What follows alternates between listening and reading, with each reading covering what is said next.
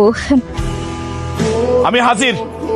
তা আপনার মেয়ের কি এখনই নিয়ে যাবেন, না কাগজপত্র ফাইনাল করলে তারপরে নিবেন? হ্যাঁ, আমার মতো এরকম একটা সহজ সরল মানুষ পাইয়া আপনার মেয়ে যে চরিত্রহীন, এই চরিত্রহীন একটা মেয়ের আমার ঘরে চাপাই দিতে লজ্জা করলো না? জামাই বাবাজি, তুমি সব কি কইতেছো? শুনেন আমার সব কথা, আমি আপনার মায়ের লগে সংসার করুম না। কেন সংসার করবা না? আমার অপরাধটা কি? আমি পঙ্গু দেখা তুমি আমার অপমান করতেছো? এক্সিডেন্ট করে আমি পঙ্গু হয়েছি, এটা আমার চরিত্রের দোষ? শোনো, পঙ্গু হওয়া দোষের কিছু না। প্রত্যেকটা স্ত্রীর সম্মান স্বামীর কাছে সম্পদ। তুমি সেই সম্পদের আমানতের খেয়ানত করছো। তুমি, তোমার প্রতি আমার ঘৃণা হইতেছে। এইসব তুমি কি কইতেছো? আমি কার হাতে সম্মান তুলে দিছি? কার হাতে কি তুলে দিছে তার নাম আমি জানবো কিন্তু?